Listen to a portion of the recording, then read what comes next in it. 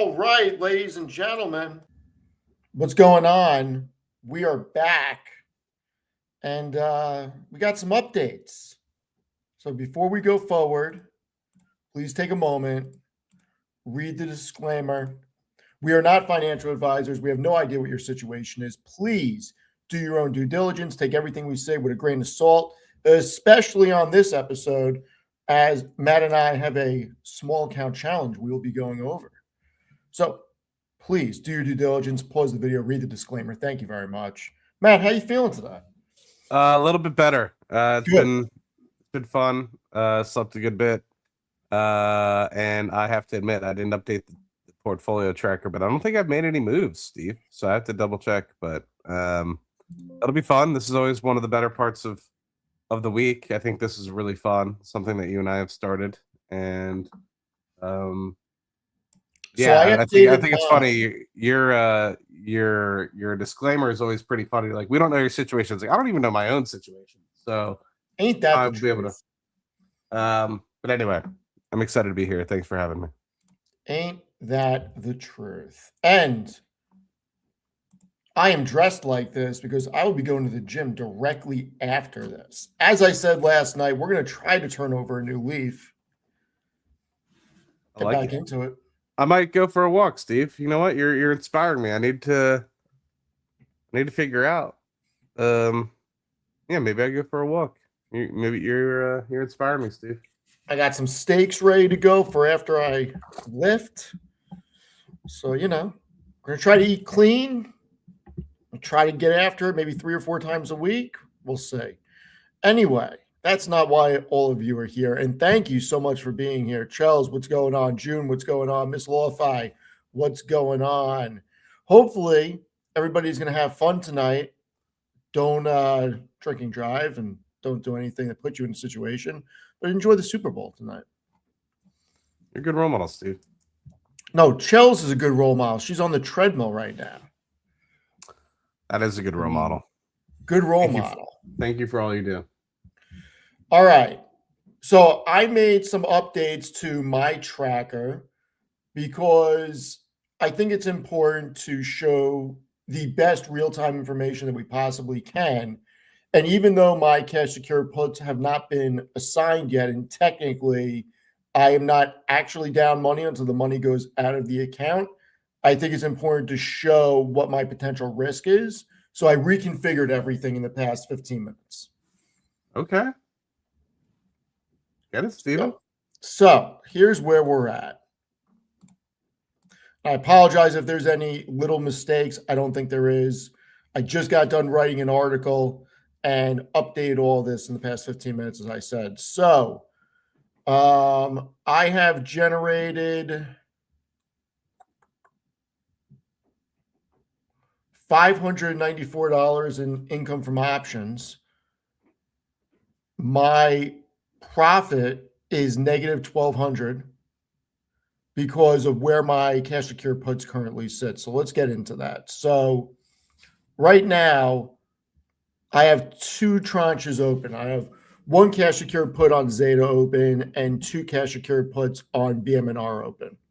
And I added some additional scribbles here to show where my exposure is if I get assigned at where my strike price is, and based on the current price, what I would be negative on.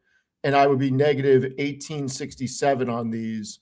And based on the income that I have generated, which is $594, $84 of that is gone because it evaporated on my naked option. So that's a negative mark on the total tracker. But I have purchased 5 shares of PDI and 5 shares of QQQI on the house. Initial investment of $360. It's down basically 1%, but it is expected to do $50.45 in total annualized income.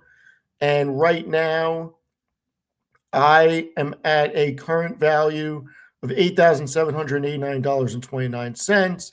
I do think this is going to change significantly this week because my Zeta puts expire this week. So I am going to roll these out. And depending on my BMNRs are for next week, and they're at 28. Hopefully, crypto catches a bid this week. If it doesn't, we'll say I'm not too worried about this only because the premiums are very large on BMNR. So I will be able to roll them. Maybe I have to go out a couple of months. I'll be looking at it, but we'll see. So that's where I'm at right now, Matt. You're a good role model, Steve. I mean, I'm probably not a good role model, but we'll see. I actually think this is wrong. Why is that?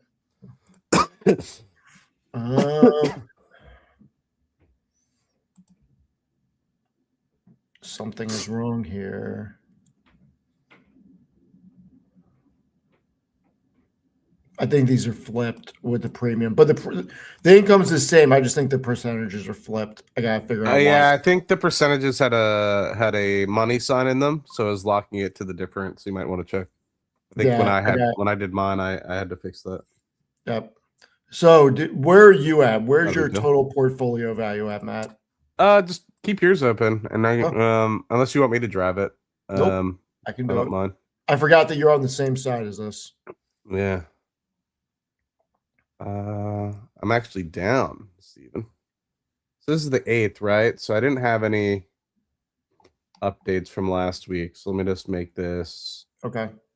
Because I'm a loser. Let me think how I do this.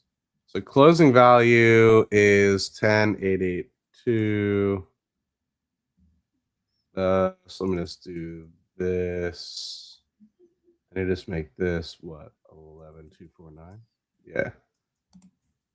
This is this. Yeah. And I need to make this.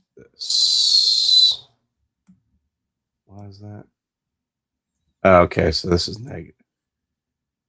Yes. So this is 367. Yep.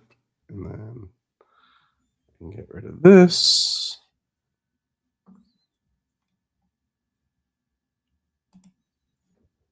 Let's make it white and 0 capacity for infill. Okay. Let me show. Okay, so yes, if you just scroll to the left, we're gonna show everybody. So I had Symbiotic cash secured puts for $53. Those expired worthless. Those were a pretty decent return, if I remember correctly. That was ended up being 13%, because they were pretty close. And then Symbiotic had some moves up. It actually closed the week out at $60. So that ended up closing expiring worthless. So I was able to capture that whole 13%. So that was $330 on 5,300. So that's pretty good. I still have my Serve Robotics, which is not doing well either. So that is for February 20th. And then I have my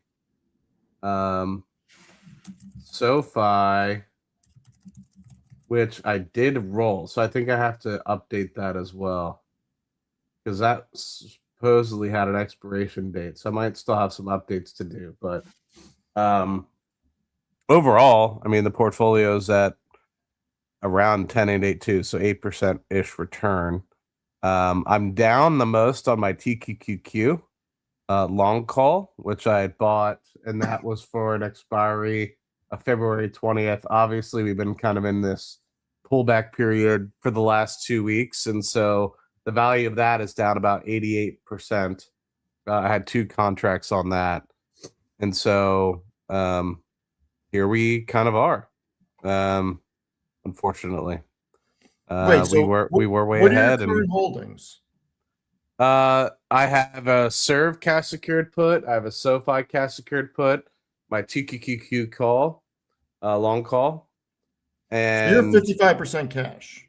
yeah, because the Symbiotic expired literally this past Friday, and I couldn't unless I closed it out, which I wasn't paying attention, which I should have paid attention, and close it out and rewrote, because obviously that's lost theta decay that I could have acquired, but I did not. So where's your okay?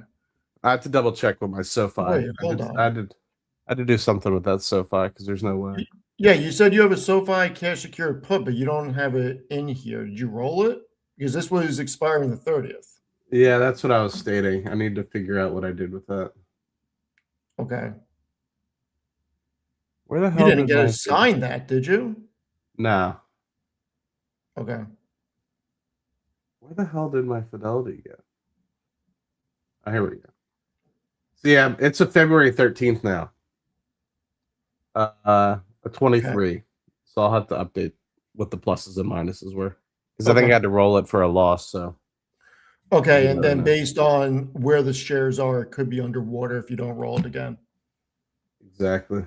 All right. And then, sir, where's Serve Pro at right now, current price? Not good, I don't think. I think it's at $10 and something. All right. So you could be stuck money on that 1068. also. Okay. Yeah, 1068. All right. So you got to update these at some point. Okay. Yeah. Not my brightest moment, Steve. All right. Well, it's a new week. I'm getting ready. I'm going to be looking to move both of my positions. So I am looking at, because I have some cash in the account. I think this is the week I actually deploy the cash. So what I am looking at doing right now with basically 2,500 bucks is putting it across Microsoft, CrowdStrike, and I may even buy some SoFis. I think it's undervalued here. I don't hate it. I don't Yeah. hate it. I mean, I can't get a lot of Microsoft, maybe 2 or 3 shares, maybe 2 or 3 shares of CrowdStrike, and then put the rest in SoFi. But I do want some equity exposure in here. And I gotta look at we're gonna look at the premiums for BMNR. Let's see how screwed I'm gonna be. So I'll bring it up right now. So my contracts expire next week. So I have a 28 strike.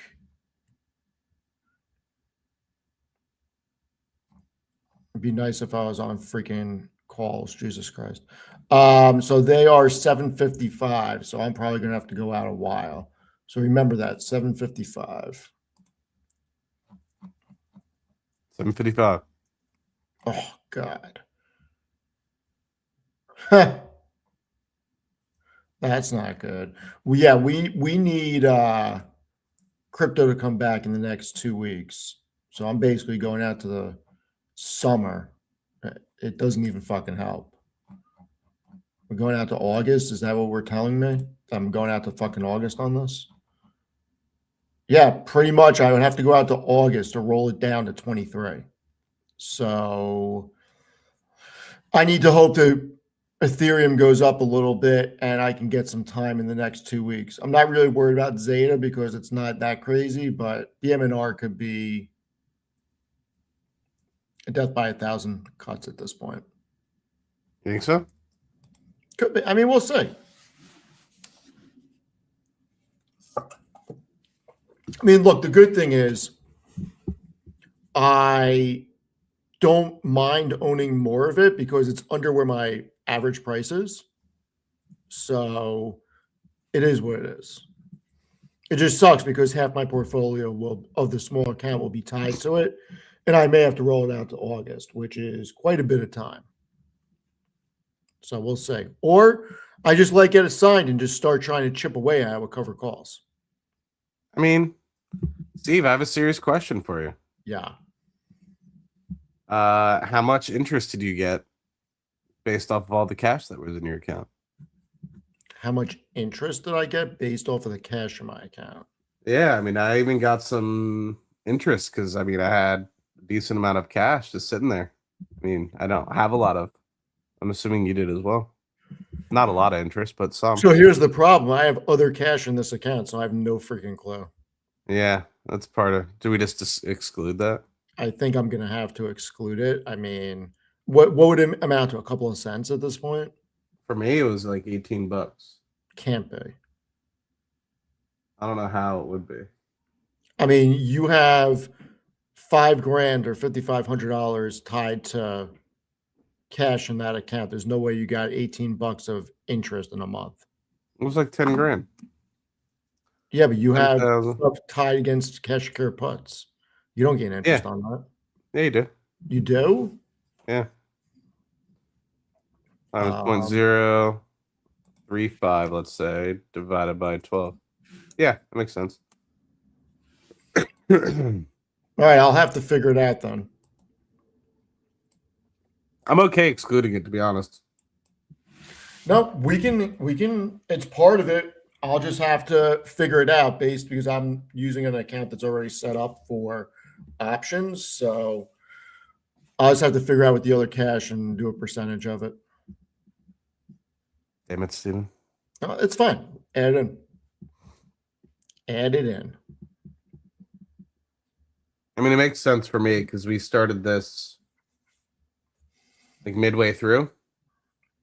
So Yeah, halfway through January. yeah. Yep. Yep. So what do you plan on doing this week, Matt? I have Making a 5,300. move? I mean, my majority of my portfolio right now is strictly cash, not tied to any options. Right. I really like Symbiotic. I might just re-roll the Symbiotic.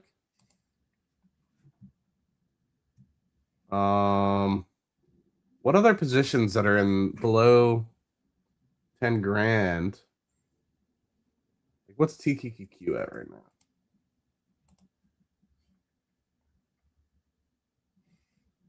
50, so that's back up on the rise. Shit, dude. TQQQ got down to $4,500. I mean,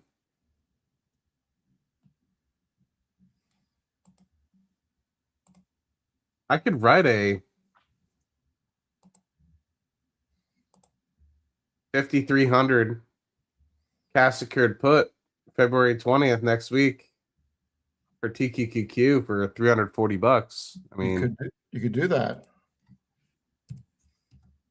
You absolutely could do that. if it continues to rip, like if the market continues to recover, I don't know what other positions are there in the 20 to. Let's look at other things that I have.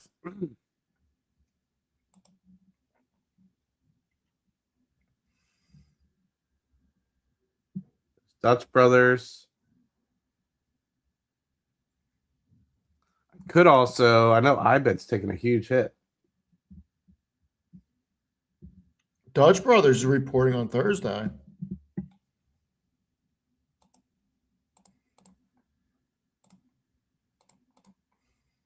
So we have not nearly as big of an earnings week as last week. We do got some fan favorites. Robinhood reporting Tuesday.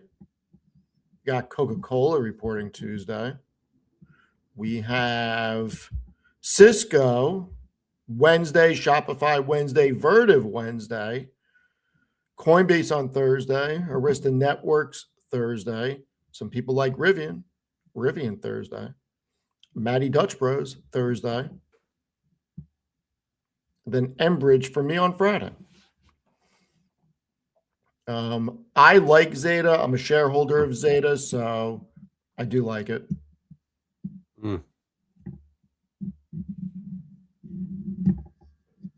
I don't know.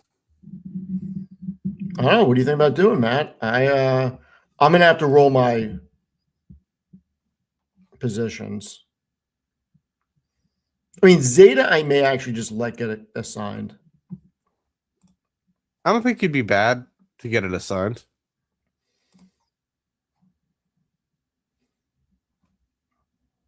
No, because I can just start writing cover calls on it and make a little bit of premium. So I really don't mind that.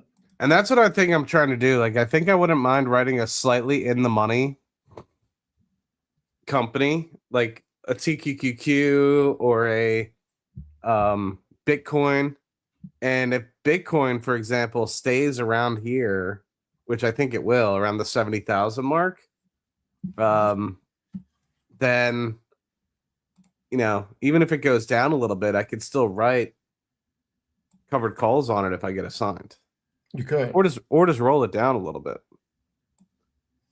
And then same thing with TQQQ. If I get assigned my TQQQ, the premiums on that are glorious. So it's kind of tough to be like, do I roll it? Do I keep it going? I like how you just said glorious. Steven, my whole life is glorious. I mean, we're not going to freaking dispute that one. Everyone always wants to know, what does assigned mean? So when you write these options, and this is partly why we don't want people to follow us into this stuff, because there's literally a contract you enter. If you're writing a cash secured put for say $20 and SoFi ends the week at 18 or 19 and it expires, but it expires in the money, meaning it's below $20, then you're going to be assigned those shares at $20.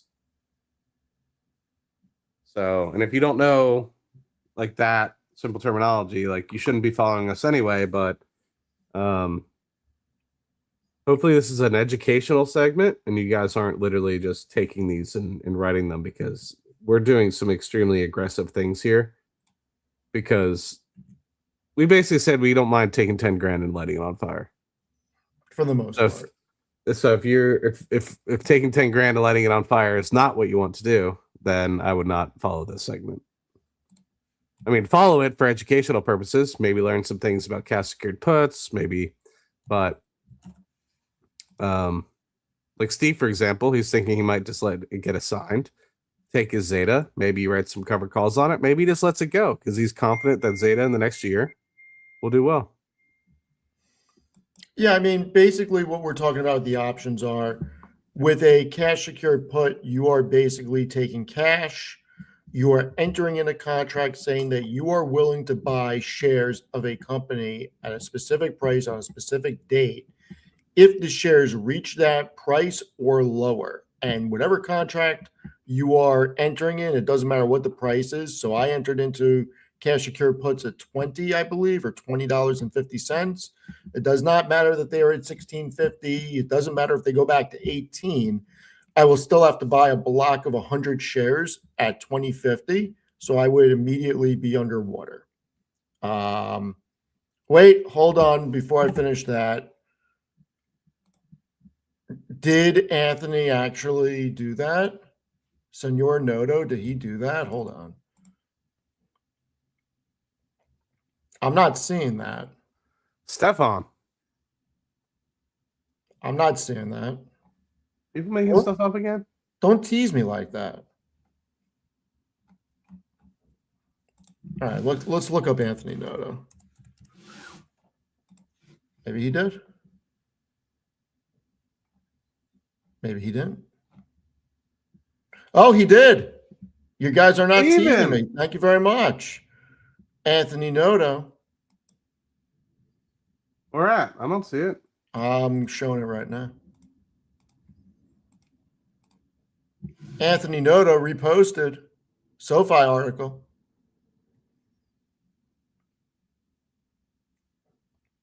Oh, my guy Steven. I mean, I'm not as cool as Tanner or Tevis, It's pretty cool, Steve.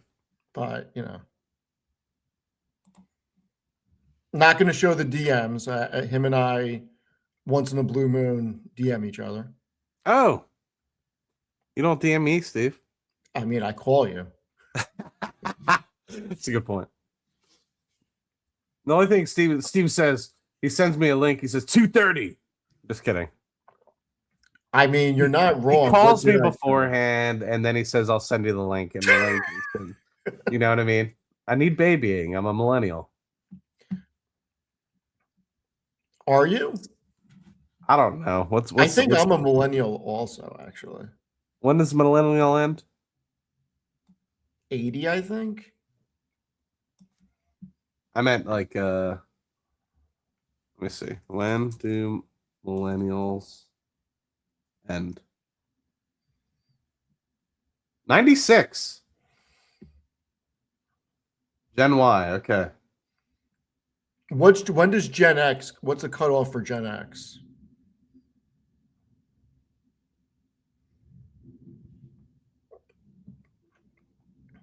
Gen X is 79. Then there's Zennials, which is 75 to 85.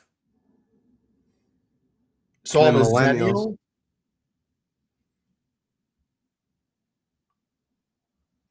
I guess. Guess. But then there's also millennials, which is 80 to 94. So I'm a millennial. You can call yourself a Zennial, millennial. Whatever. Anyway, back to options. So I would get assigned 100 shares at $20.50 if I don't roll them. And when we were doing this, Zeta was over 20, so it really didn't matter. Now, I bought you said in Saturday Night Live, you bought a bunch of dividend stocks. Which ones? I mean, I don't know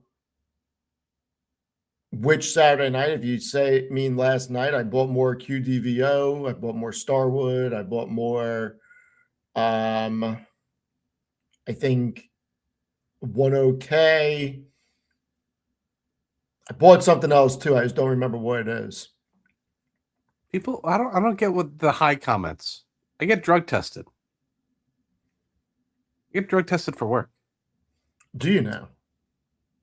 I mean, not regularly, but I get drug tested for work. So I don't. Why would I ever? Oh, there goes my laundry. Don't eat those Poppy C bagels. I don't for that reason. Good.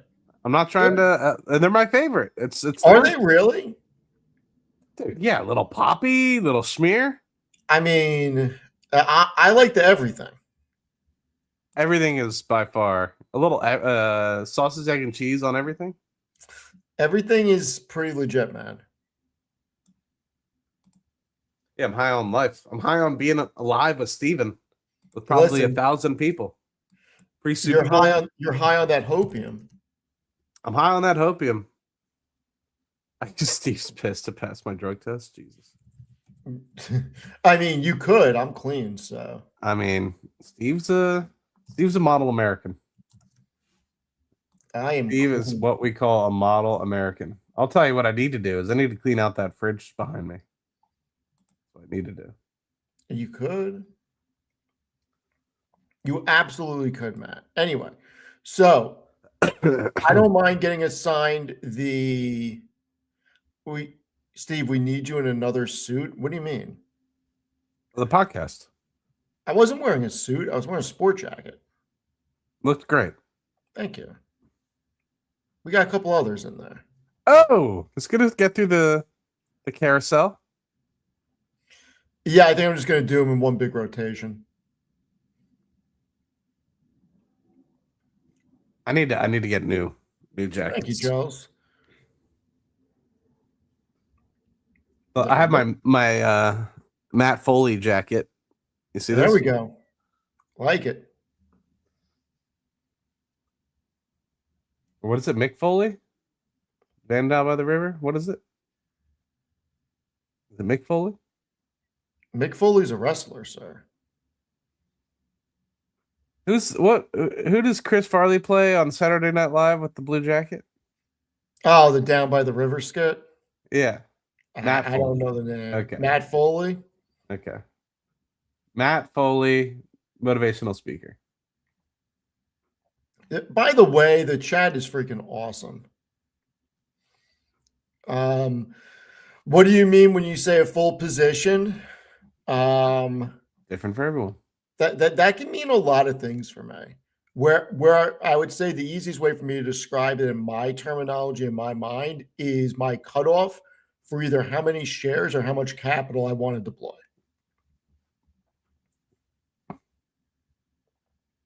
I'd say for me, a full position is around 5% for me at this point. And some companies I'm willing to go. And the hard part is though, for me is like Rocket Lab at one point was a full position. And then it's grown massively, as we all know. And so I'm I don't trim, like I think I'm not a big believer in like, oh, it's gotten to a certain percentage. It's like, if the company fundamentals change. So when I say a full position, I mean invested capital of 5% of my portfolio value. That makes sense. Yeah, I want to answer this question.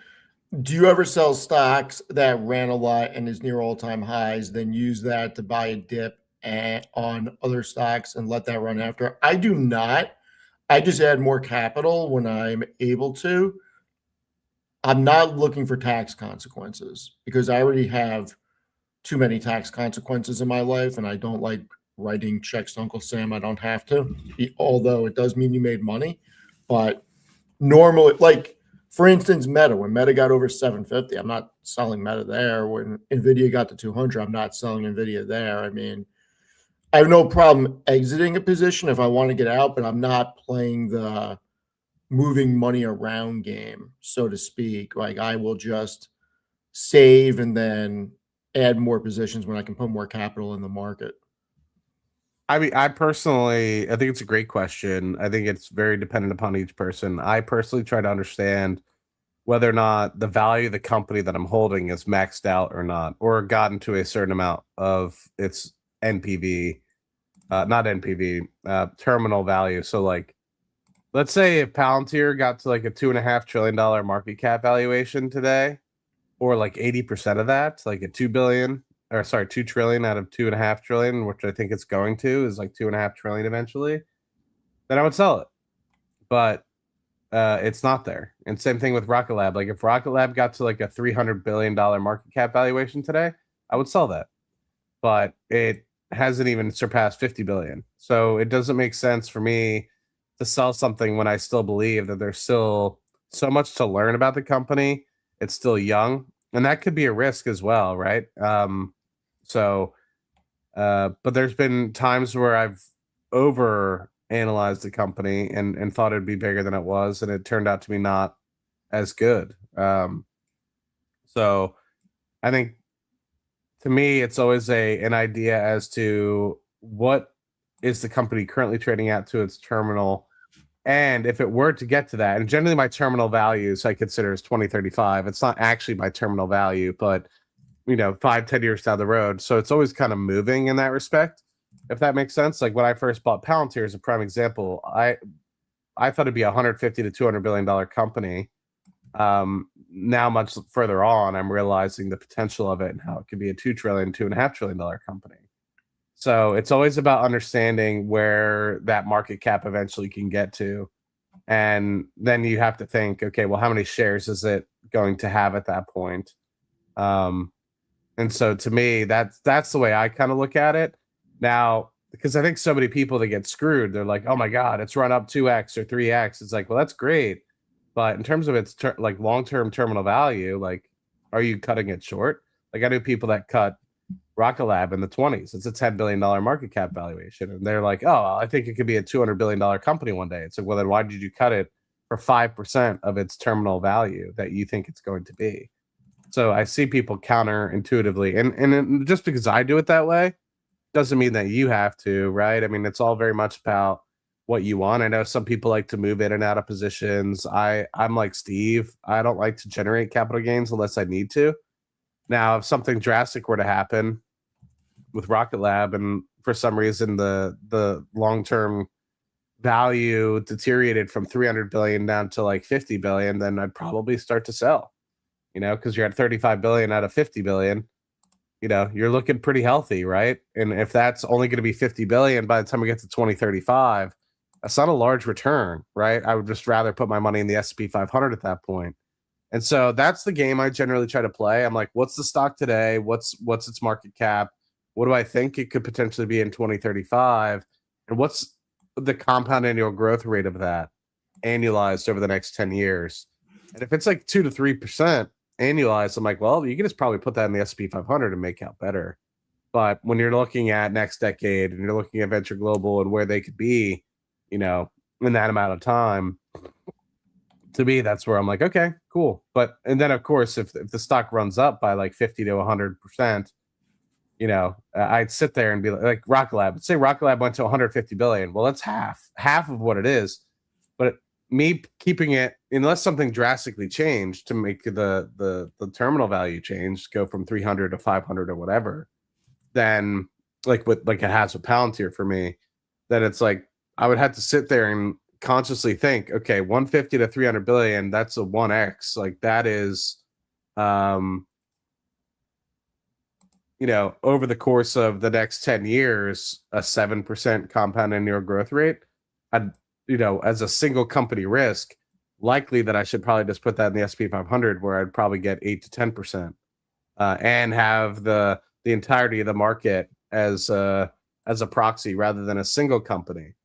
So that's the way I kind of like to look at it. I mean, I see so many people be like, oh, but it's going to be a $10 trillion or $10 billion company by 2035. I'm like, well, it's already a $5 billion company. So that's a 1x, 100% return in the next 10 years. It's not a really good return. You could just invest in the S&P 500 at that point. And so that's generally what I look at things. I look at things like what could I likely get in the S&P and compare it against whatever investments I'm kind of looking at. So Yeah, I mean, the reality for me is I know that I cannot time tops and bottoms, and I'm not somebody who wants to move in and out of things. It's just I know it's not my strong suit. My strong suit is having an iron stomach and being able to say I don't give a fuck, and I can ride anything out longer than markets can be irrational at this point because I don't have to sell. And look, if I end up in a situation where I have to sell, then I'll take my lumps. But luckily, I'm using excess capital for my investments and I'm not on margin. I'm not getting stopped out of positions. So, like, did I start a position at Zeta around 20 a share? Yeah. Is it down? Yeah. But I added probably I think I added 50% to my position as it fell, and I said that my range for Zeta is 15 to 25. I'll buy up on the way to 25 and I'll buy down on the way to 15 because I have no idea where the hell it's going. And I'm just not going to freaking stop that mentality. Now, when it comes to the option market, I'm not buying call options, I'm buying equity. And with the cash secure puts that we're doing, I'm locking up cash on positions I already have exposure to. And if I get assigned, and even if the assignment's underwater, my overall position, it will lower my cost basis. And I can just write calls against it. So it works for me. It's not something for everybody, but it works for me. you're a good man. I mean, I think the big thing is margin. A lot of people freaking get killed on margin. I don't freaking live and die by the sword. I think a lot of people use margin ineffectively and they get stopped out of positions and they have to sell into weakness. And it's just for what reason? Yeah. The only thing I would ever I've honestly thought about using margin for is I've thought about moving my entire S&P 500 position over to like a Robinhood, for example, and then use that to potentially do real estate. Because I don't think the S&P 500 is ever going to drop by 75% or something like that. So if I'm able to just take out down payments utilizing that and only pay the 5% or whatever annualized that I need, then it might be very useful to continue to get into some of the houses and things that I want. But I see so many people just like putting themselves 50-50 on margin. It's just like, Jesus Christ, like it's just so insane. Yeah, look, we should do a full episode about risk because I think too many people take on a lot of risk that's not needed to be taken and put themselves in situations that are probably very stressful. I don't know how people do that. It's not for me. I can tell you that much. Yeah. No, I think a part of it is like people are equating. For his prime example of this is people hear me talk about LNG and then they hear me talk about VG and Next, and they're completely different stratospheres in terms of risk Right. exposure. One is litigation risk, and then another one is financial risk. So, and I don't think that people fully comprehend or know how to comprehend the difference between the two. And so then they'll hear me talk about a certain company not knowing, and they'll be like, "Oh yeah, I have the same amount in say one or the other." And it's just like, well, have you done the due diligence as to why? And a lot of times people just don't even understand. Yeah, I mean, you would know more than me, but we were having a conversation the other day, not you and me, me and somebody else, and they were talking about how, they're really bullish on VG, blah, blah, blah. And they started talking about how they're going to benefit from data centers. I'm like, hold up. How are they benefiting from data centers? I said, right now, they're an exporter of LNG. They don't run pipelines. They don't have upstream assets. Now, maybe that changes in the future, but right now, they are exporters of energy. Matt, am I wrong? Or is VG a pipeline company? The only way I could see them, the answer, no, they are Okay. not. So I'm not They I'm not wrong currently, because I did say currently. Now this could change in the future, but currently they're not a pipeline company. They're a LNG exporting company. I think they have a minor interest in one of the pipelines that brings gas to their facilities, but not to data centers. So you're right in Right. that respect. And I think that that's somewhere in Louisiana. I could double check that. But the only way I could see data centers being beneficial is if they build a lot of data centers in Europe, which would throw off the forecast. Because at the moment, from what Europe is saying, they need less LNG in 2030 than they do today. And in fact, they say they need total less energy. No, that might be wrong. They need total less LNG for sure in 2030 from their forecasts. So Right. if data centers become a big thing in Europe, then I feel like that statistic will have to reverse. I don't think that is plausible for them to build a lot of data centers in Europe. But I think a lot of people don't fully understand. Prime example of not fully understanding what you own. They think that it's strictly based off of Henry Hub gas prices, and it's really the arbitrage between Henry Hub gas prices and European and in Southeast Asian gas prices. So anyway, you're a good man, Steve. I mean, you're a better role model to society than I.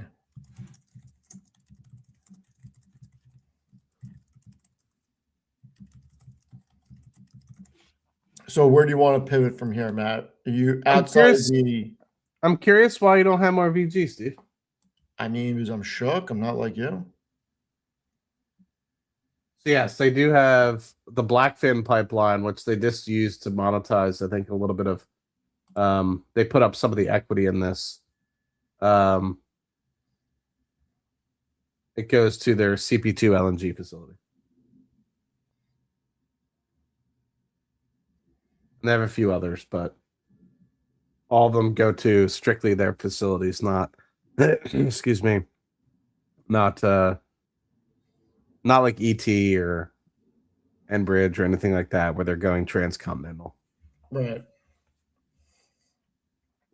No, listen, I'm shook, right? I'm shook Always that have been. VG. Look, I like tech better. That's just me. I get it. You can't invest in everything. You can't have access to everything. You are right, sir. I need freaking so many forms of ID to get my light. I'm not allowed on a plane right now, as I still have an old standard license. I don't have an enhanced ID. I Like think I need so many proofs. Like who has proof of where they live? All my bills are electronic. I don't have anything mailed to the house. Don't you have a passport? Just use your passport. Oh, it's expired. Effing Steven, bro. How are we supposed to get you to Mexico?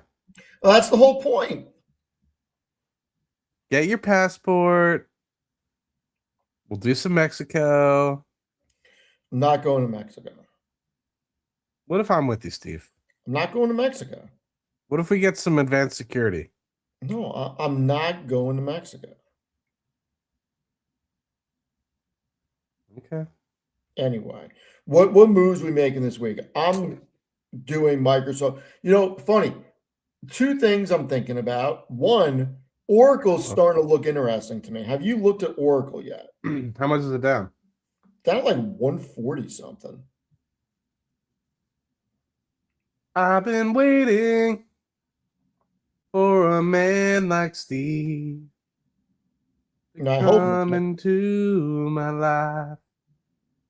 I Okay, so certainly hope it's not. over 50% in the last year. It peaked out in September at 328 and it's down to 145.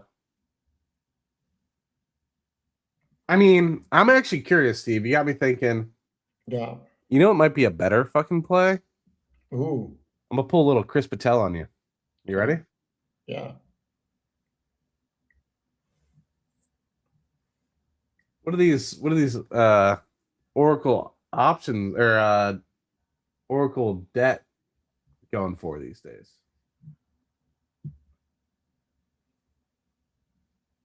We got some Oracle debt going for 61 cents on the dollar, Steve. 61 cents on the dollar. Okay. All right.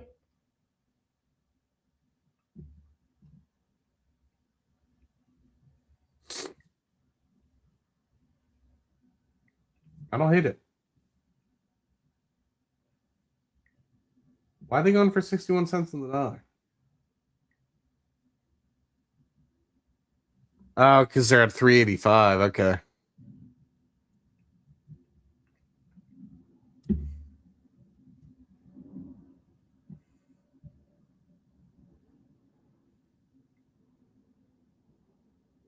See, this is where I feel like I could play and have a little fun. It's like just become a debt investor. A little Chris Patel. That's not me. I think I need to try it out.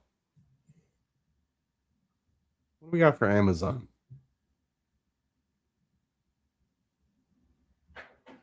Dude, like, Holy look shit, at it worked. this. What did? Printing from my phone to my printer. That's pretty badass. Like, for example, you could have a November 20th, 2065, 5.55% Amazon for 5.8%. So if you're somebody that's retired and you're just like, you know what? I'm done. I want this thing for the next 40 years. You just have a bunch of Amazon bonds. That's pretty insane.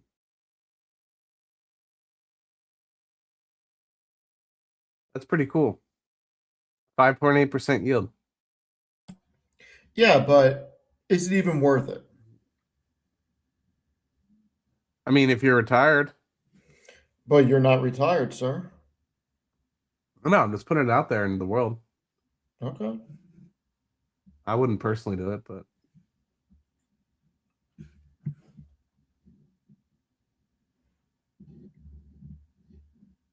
oh, So, Steve, you ready for this?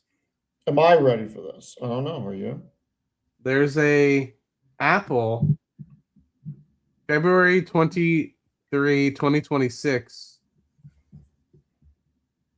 for 0.5%. Buy it and you get 0.5% in a month. It's not bad. I don't hate it. Well, I'm not going to Oracle debt. I do think Oracle's getting pretty cheap.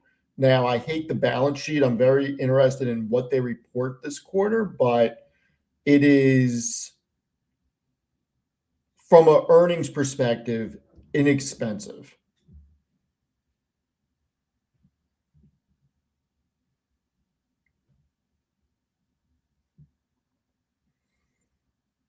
And, I was thinking more about PayPal. I may become a vulture. Steven. I mean, tell me it's not getting tempting, Matt. The only way, okay, is if we could convince everybody in the chat. No. To Don't even, also, do not finish that statement. you're right. Please You're do right. not finish that statement. But if I could somehow figure out and have enough to be able to come up and be an activist, I mean, at this point, how much money would you even need? probably a good bit. 1.5 billion gets you 5% of the company. 1.5 gets you 5%. Yeah. I mean, I don't have 1.5 billion, Steve. Neither So, do I. I'm just saying. A little short. but if we come in like as a group and make a big stink about it, write official letters to management of we need a VC arm and stuff like that, maybe people would be fired up. The problem is when Roy was in it, Roy was kind of like a solo Solo act. act, and he was kind of preaching to retail as to why it's a good idea. I think really to make it an impact, you need to become a true activist and be writing to the board and getting conversations with them. And Yeah. not saying Roy didn't do a good job. Roy did a great job. It's just that it was. I think it's more on management as to why it fizzled out. Yeah, I'm But not saying that either. I'm just saying that it's starting to look interesting. I mean, Matt, it's trading at like 6.3 times free cash flow. Like, how much? Yeah, it can go lower, but it's not going under.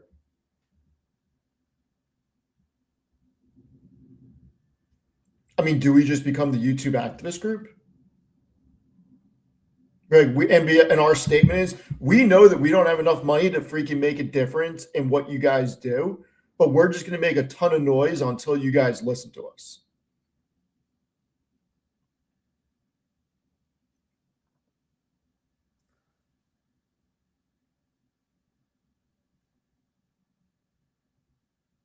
it's plausible. Plausible. Plausible. But how much would I be willing to?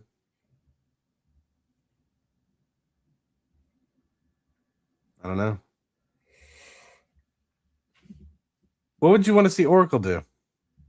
Get less aggressive, pay down their debt? I don't even know if the current numbers even matter because they're reporting in 2 weeks.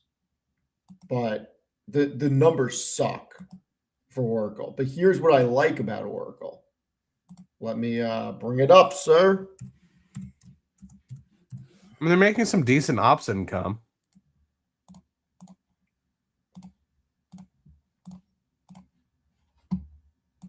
So first, that is one ugly freaking chart that looks like it may be trying to establish a bottom.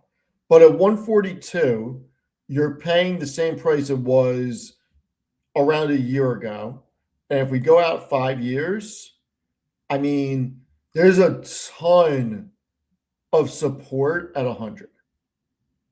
So I don't think it goes below 100. That's just my own feeling. Can it go lower? Yes.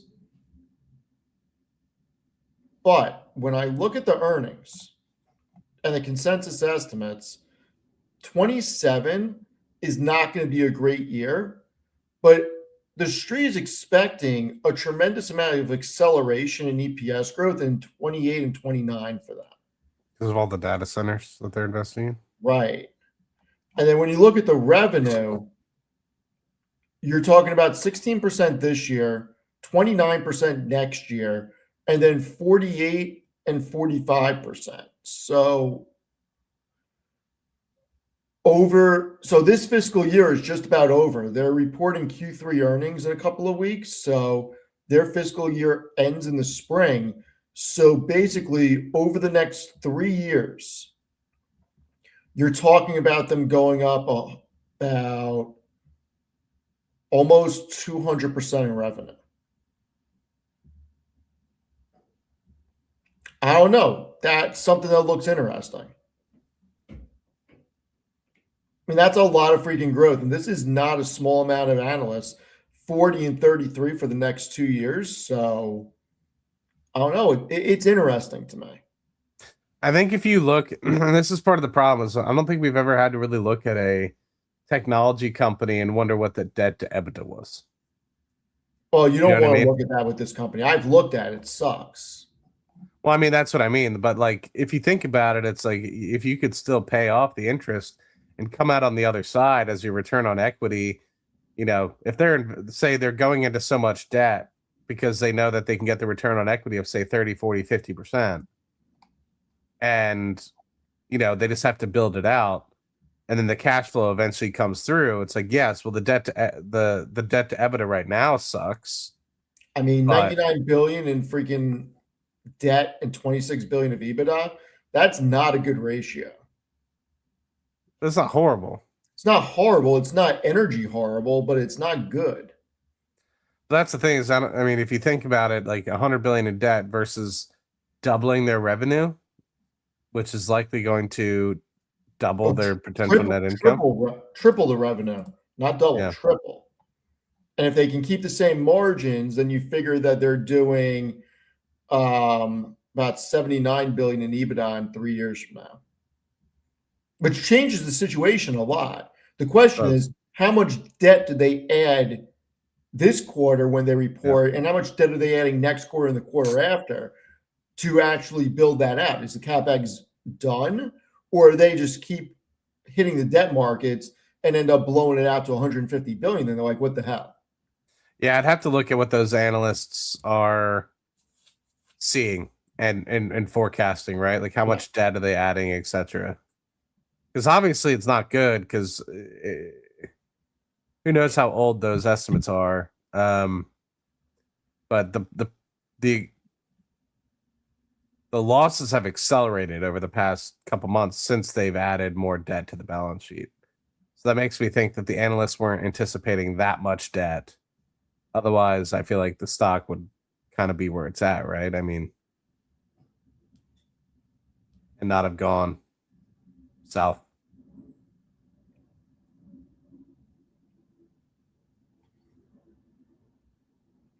I don't know. I just I just think everything's going too well for all these tech companies, and that there's going to be like a foot to drop. And I've said that for quite some time. I've been wrong. Luckily for me, because I'm a tech investor as well. Um,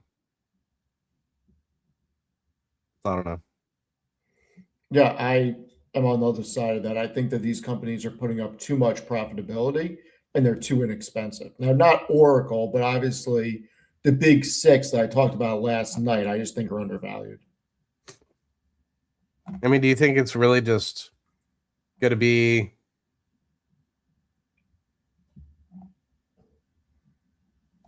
eventually that people can't charge? I mean, they're already not charging for this stuff, so it's like it's kind of hard. I don't know. Yeah, we'll see. I mean, look, my thesis is that all this capex spend continues to increase the amount of EBITDA and cash from operations generated.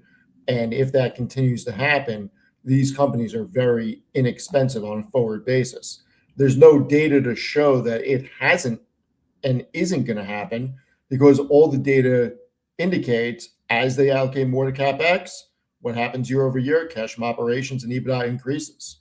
Like, there's no data showing that's not going to continue to happen.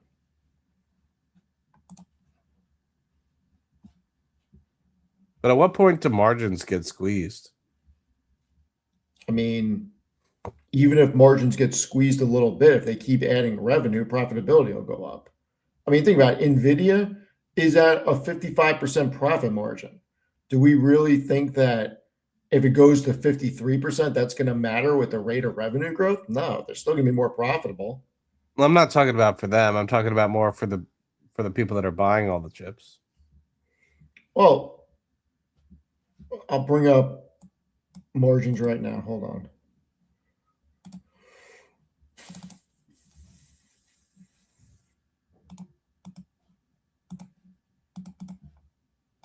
So on the Mag 7, you have 6 of them that have reported.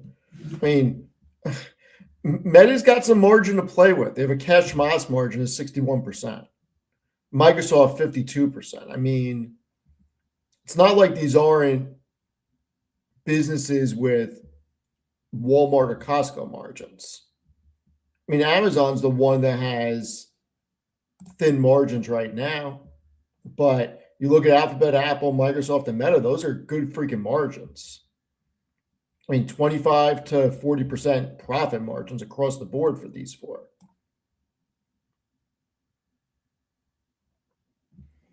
And if you just want to talk about Microsoft and Meta and Alphabet, I mean, those are huge profit margins.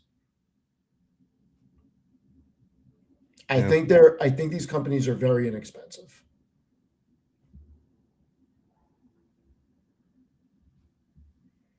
And this is why I say that when you look at the CapEx and you look at EBITDA, you look at cash from operations, I mean, how are we going to?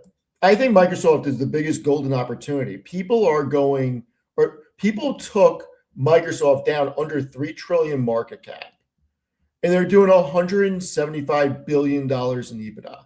Like, what are we doing here? What are we doing? Apple is still a $4 trillion company, and they do less gross profit, less EBITDA, less operating income, less cash from operations, more free cash flow only because their CapEx spend is next to nothing, and less net income on a trailing 12. And the market cap is $1 trillion difference. Get the hell out of here. Like, Noto was right in the interview with freaking Tevis and Tanner that people use different valuation tools for different companies, and that's ridiculous. Value all these companies on the same freaking methodologies. No, Like, I this think is you're. crazy. I definitely like Microsoft here. I mean, look at these margins. You have almost a 60% EBITDA margin compared to Apple's 35%. You have a 39% net income margin compared to 27%.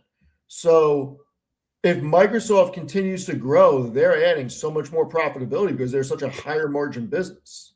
So I think Microsoft's a golden opportunity here. And I'm going to push back on that comment.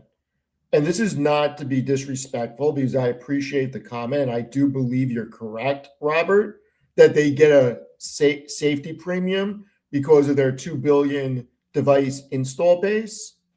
Microsoft should get the same safety premium because businesses are not getting rid of Office. They're not getting rid of Azure. They're not getting rid of SharePoint. They're not getting rid of Teams. They're not getting rid of LinkedIn for HR departments. They're not getting rid of any of that stuff. So they should get the same type of premium on a safety margin. OpenAI collapse story. I mean, listen, nobody can prove or disprove if OpenAI is going to collapse or not. And if OpenAI, something happens, Microsoft can just buy the whole damn company and roll it in. They'll be fine. Yeah, I don't disagree with you buying Microsoft, Steve. Yeah, I think it's inexpensive. I think the only ones I wouldn't be buying right now, but I wouldn't be selling either, are Apple and Google. Yeah, I agree. I mean, look at Nvidia right now. Imagine what these numbers are going to look like when they report. I mean, 53% trailing 12 profit margin. These numbers are going to change drastically.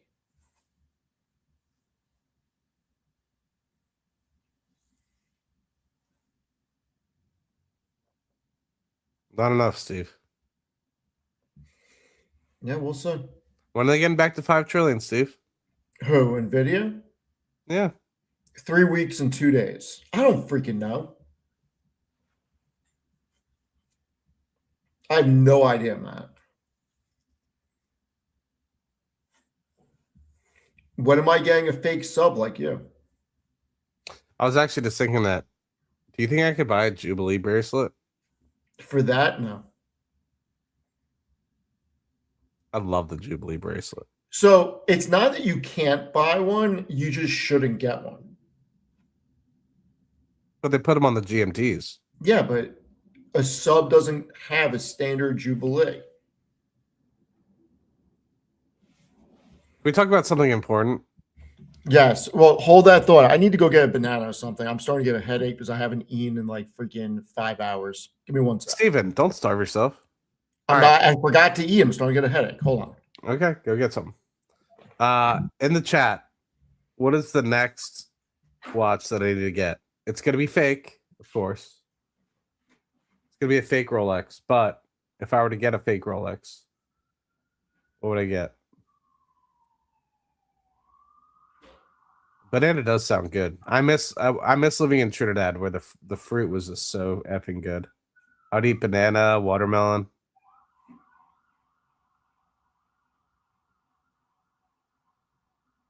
Watches are absolute obsolete. Why fake? Root beer Rolex, AP Royal Oak.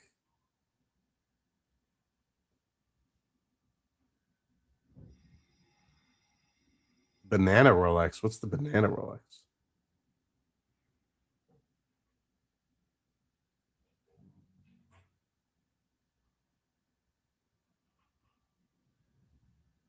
The hell's a banana Rolex?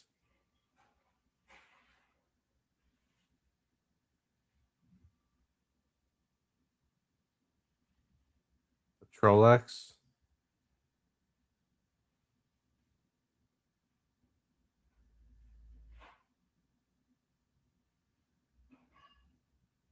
A Geoshock.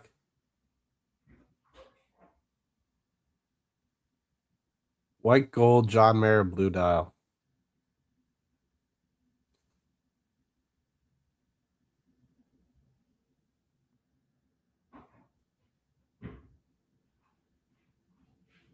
Get a pocket watch.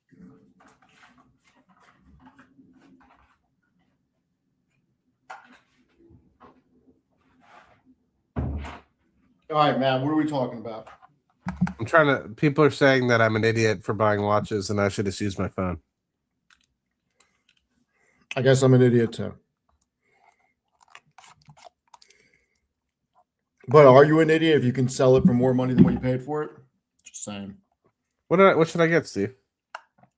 You really want to have this conversation live? I mean, I don't really care.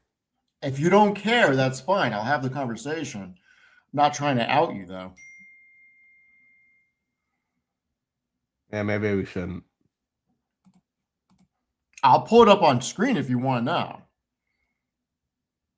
A man of I mean, your just because you stature. show it doesn't mean I'm gonna buy it because I'm broke. All right. So a man of your stature. Oh, what's that mean, Steve? Is that a fat joke? I'm just kidding. No, your economic position in life. Oh no, I'm just messing. I mean, what's crazy is the first thing that comes up when I go to the website. I don't hate this, but this is not what I was thinking. When I type it in, this is the first thing, must have been the last thing I looked at. The Bruce Wayne. I was actually looking at that earlier. It's pretty sick. Now, Only 12 grand. It's not bad. So here's why everyone, this watch right here sells on the secondary market for 18,000, I believe. So if you go to, I'll do it right now to show everybody. Amit doesn't wear a watch because the time is now. Well, the time is now, but these are also investments.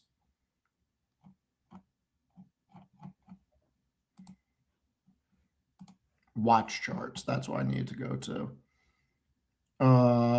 Steve's been waiting. Here we go. All right. So for everybody saying that these are not investments, I will push back. Push on him, Steve. Just showed you the Bruce Wayne. All right. 12 grand retail. You can sell it for $19,541. Even still? Mm-hmm. This thing's really hard to get. Now, look, you can't just go in the store and buy this. You need serious history to go get one of buying watches from an authorized dealer. Like, you cannot just go pick this up. Like, you can't go to a Rolex store and say, oh, hey, I want a GMT Master Black Gray. They make, oh, cool story. Has 5 years. What's something I could get? But you have history, though. I have one watch, and I bought it from Benbridge. I didn't even buy it from Rolex. I mean, it was a Rolex authorized dealer, but I don't know enough about how it works. I just know what my situation is. I don't even know. I haven't been there in a while. I don't even know what you can start with. I would think if you want to spend a lot of money, that not a lot of people are buying precious metal ones, so you probably get a day date, but that's a lot of money.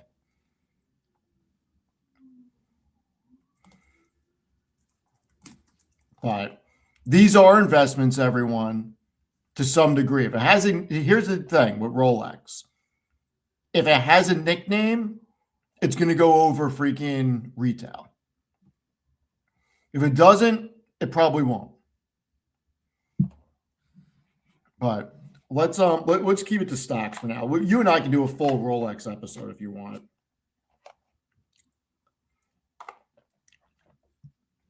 They have a waiting list, but I have it on good authority. The waiting list is not real. So I've even been told that, and I can't corroborate this. I don't know if it's true or not. I've been told that they will even look you up now on your social media and your LinkedIn to see if you're a good fit for the brand these days. It's crazy. Now, I don't know if that's true or not, but multiple people have said that to me. so apparently because they are an authorized dealer, it helps. Yeah. Even though I bought it at a Benbridge. But it's fake, so fake watch. I have heard stuff like this also. So I have heard that. We'll do a dedicated episode. I mean, I will validate. Whoops, sorry. I will validate that that is true. Don't ask me how I know, but I will validate that that is true. Pull up that person's profile pic again. Was that Ben Mala and who? Oh, and his son, I guess. I don't know. That's funny. It's a good profile pic.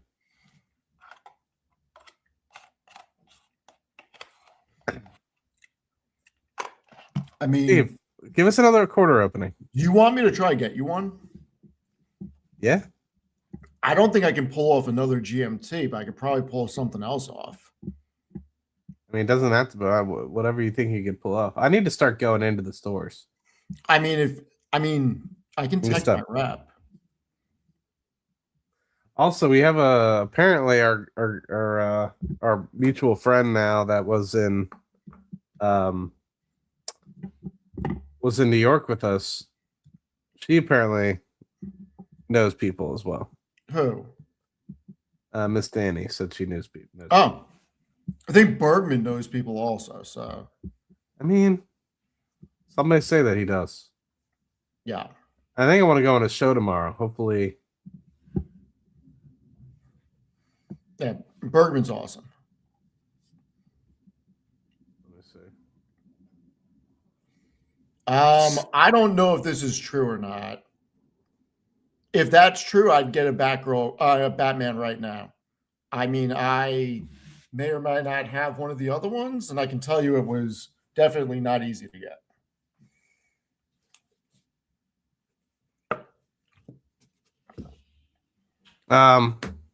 So what are we doing with PayPal and Oracle? We going dumpster diving on these things? What are we doing? I personally won't, but okay. But I'm waiting for the but.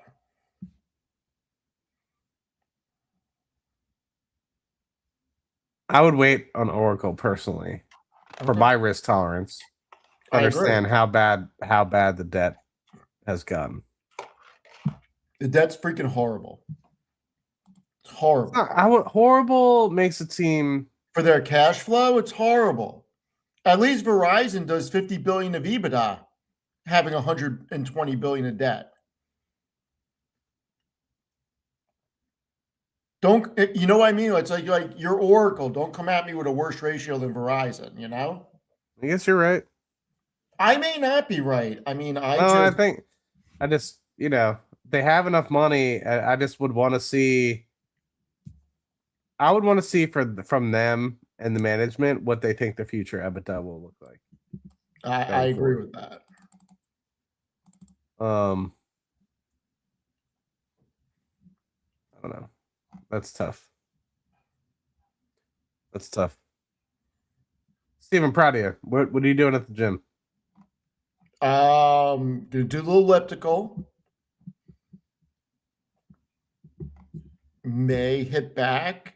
Try to loosen my back up. So, do you guys have a in the building? Do you guys have? Can you get like in? Can you hire in masseuses or? no. I don't know what kind of building you live in. I know you're rich. Hiring masseuses. What are you talking about? I don't know, but that coffee looks really good. I actually thought about. I had like half an hour before the show. I was like, do I show up completely prepared, no thumbnail, and get a coffee, or do I show up prepared? And I chose the prepared route. Well, you know what's crazy? I couldn't even figure out how to use my freaking stars this morning. I didn't have my glasses. I'm like, whatever. Steve, I did start the last season. Oh, so your answer is answered, or your question? I don't know.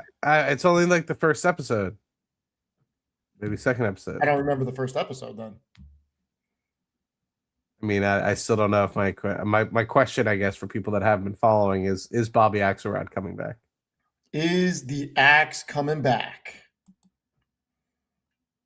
And so far, he hasn't. All right. It's just that Prince is moving on to bigger pastures,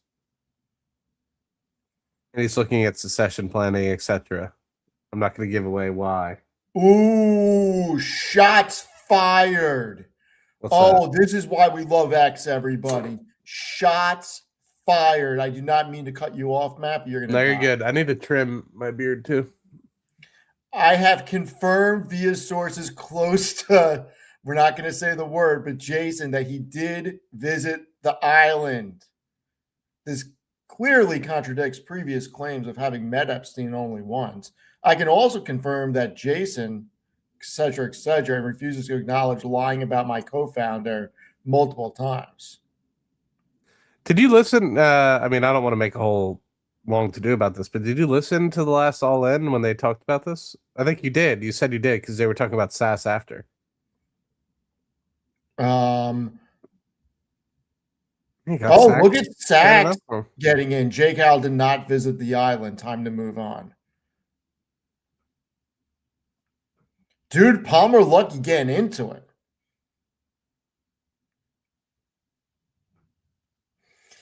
I'm just saying, I don't know who's right, who's wrong. Just saying, Palmer Lucky may have some intel. I mean, guy's the CEO of Andrew. He's got resources. But at the same time, so is David Sachs. So who do you believe? I have no clue. I mean, he explicitly stated it all in. They talked about it for a good 3, 4, 5 minutes and asked a lot of questions, right? So if anybody's curious, J. Cal talks about this for the first. Julie, thanks for stopping by. One of the best and most loyal watchers, so I appreciate you. Just gonna leave and do laundry. Smart woman. I'm also midst doing laundry. I don't know. It seemed kind of interesting that they would like put him on the stand like that and like at the beginning of an all-in episode, but at the same time, it's kind of like, well, you kind of need to address it in some way, shape, or form. So I don't know. But they did talk about it a good bit, like from what it seemed like. It was like J. Cal knows a lot of people, and I think for what it seemed like, Epstein was just trying to use him to get him to introduce him to a lot more people. Yeah. And then I think David Sachs's the argument was that J. Cal's too big of a loser to actually want to for Epstein to be on the island. I think they said that on the episode or something. He's too big of a loser. That's ridiculous. J. Cal's not a loser. And then what was the what's Aloha or what Aloha or whatever that Freeberg's company, that potato company. So what are they trying to do? they're I think reverse engineering vegetables and fruits and all this other stuff, and he's growing like huge potatoes out of nothing and stuff like that, something like that. From what it made it seem like, it's like obviously we GMO'd potatoes, and I think from what I understood is like they found on the island, uh, like not like original potato seeds or something from however many moons ago, decades or centuries ago, something like that. They're trying to. I don't know. I would actually be curious to see. How do I feel about Bros? Steve, you don't know much about Dutch Bros, right? We looked at it yesterday. I know, but you don't know much about it. You weren't that I've never interested. had it. No, I don't live in an area where they have Dutch Bros yet. yet. How is this possible? New York City is colder than Antarctica. As worst winter chill in 20 years plummets northeast. I highly doubt New York is colder than Antarctica. New York Post. Like, come on. I was outside today. It's cold, but Antarctica cold? Like, Yeah, I saw some wild videos of the wind going through some of the Manhattan. It looked all like. right. I drove. So I went to my parents' house yesterday. The freaking water was frozen. Like, legit. It was crazy. That is crazy. You don't see that often. No, it looks so nice.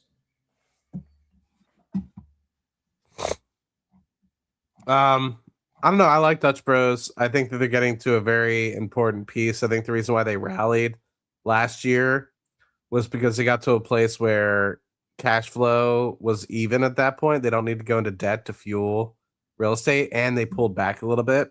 So the thing that's going to be interesting is now that their EBITDA is growing closer to 300 billion a year, they're going to be able to ramp up their growth rate, because they were kind of choking it back a little bit to make sure that they didn't go into debt at a bad time when you take on debt, right? So why do I like Dutch Bros over Black Rifle Coffee Company? One of them makes money, the other one doesn't. Not to say that BRCC won't eventually make money, Oh, but wow. I got breaking news. I'm sorry, Matt. no, you're good. What's up? I'm not going to show this. I have to stop saying Sir Joseph Carlson from here on out. He unblocked you? I got unblocked somehow. I got unblocked. I mean, he's still Sir Jeff Carlson. I mean, yeah, but I'm not going to make fun of him anymore. Okay. Get him on, dude. I've actually wanted to talk to the guy as well, because we've had him and I'm going to make an official statement right now. I am now good with Joseph Carlson. I will stop making fun of him. I mean, I've been rude to him in the past because he was negative on Palantir for a while, about its valuation, and this is before obviously it's gotten to like way over valuation, but he didn't understand why people were like wanting to buy the company back when they weren't really profitable yet and like had just hit profitability. So I had, some small bats back and forth with him, because like he never said he hated the company or anything, but I was kind of putting words in his mouth. So he does have more patience than I give him credit than I have given credit for in the past. And he does a good job giving education out to the people. So you gonna reach out to him, Steve? Matt, I want you to look at your phone. Hold on. You should reach out to him, and I would love to have the guy on. Smart guy.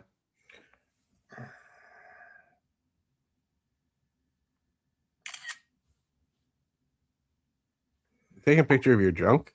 What are you doing? Look at your phone.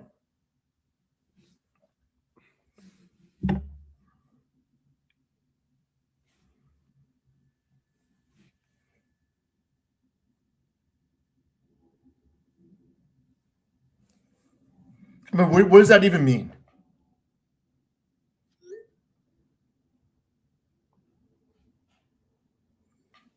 That's pretty classy. It is 100%. I've done that before. I mean, Tanner and I didn't get off on the right foot. And now he's the man, and I love Tanner. I just didn't like how he was like poo-pooing Google, and I was like, this guy seems like he's a smart dude. I don't understand why he doesn't get about Google. And now Google is one of his largest positions. So Yeah. people can. It depends on the day, People have a lot of shit going on sometimes. So Steve's hangry, before he had his little Oh, I yogurt, get angry all the time, man. Um. So I would love to have him on in any Yeah, way, I mean, shape, or form. I'm gonna reach out to him and say He's all done good. massively well, and I think his public portfolio is about to hit $1 million. So Yeah, I good mean, for him. listen, he's a really smart guy. I just didn't like that.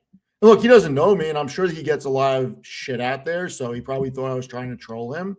And from what I was told, he thought that I was trying to engagement farm. I didn't even know what the hell engagement farming was. Like, everybody knows I do a lot of research and I don't write 2 sentence things. And I think after writing like a 2,000 word and a 12 or 1,300 word response, I think he thought I was messing with him, which he's got every right to. And I'm gonna reach out to him and maybe a stream happens at some point. Who That would knows? be awesome, man. I I'll would break the watch the shit internet out of at it. this point. It might break the internet. Could break the internet. That would be awesome, man. No, he's done a good job, and I will say, like, his videos are always topical and on point. He's educated a lot of people, and I don't think he does the fear mongering that some other content creators do. I think some content creators create like the fear mongering stuff, and I don't know.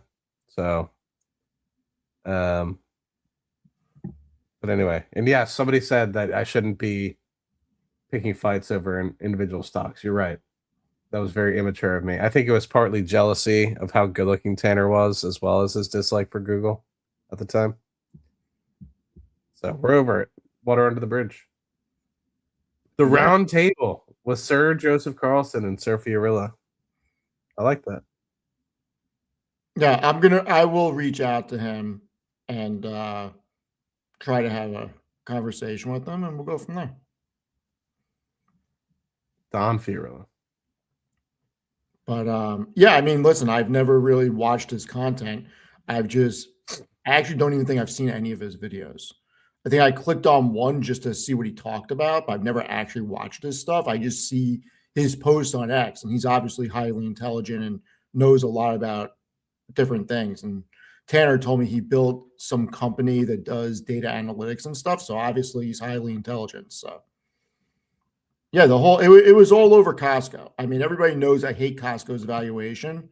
And my feeling is if you're going to give that valuation to Costco, that there are companies like Microsoft and Meta and Amazon and Nvidia that deserve the same valuation, especially Amazon, because it's the one company that you can put up against Walmart or Costco and say all three deliver consumer goods and provide consumer experience. The big difference is that Walmart and Costco do not have AWS, especially in AWS with reaccelerating growth. And for them to have such a higher multiple and higher valuation, if we want to talk about recession proof, regardless of what we agree on what the definition of recession proof is, but the idea that consumers are always going to have to go to a Costco or Walmart to buy groceries and household supplies and that type of stuff, I would argue that same is true for Amazon because people are going to use Amazon the same way that they use those. I use Amazon more than I go to the grocery store. I have Amazon packages coming all the time. And to me, the idea that Amazon doesn't get the same multiple with better margins is a little wild. I would love to go to Costco more. I love their products, but I even as big as I am and how much I do eat as a man, like I can't keep up. Like you know what I mean? Like I can't keep up with buying that much stuff. So yeah, it's kind of tough, and that's if I had a family, it'd be much different, but it's just me. Oh, that's a good point, JM. Look at this. Good point. Didn't even think about that. It's all about connections, man. Yeah. Regardless, I'm gonna say that that's not why, even though it is a good point. I'm just gonna we'll yeah, we'll see what happens. The crowds at Costco scare me. Dude, Costco is always mobbed. Always mobbed. Do you use that term, Steve? You have to use that. Use that term. Oh shit. Who else unblocked you? Just kidding. No, dude, X is freaking awesome. What's going on? Dude, somebody from the community sent me something on X. Thank you so much.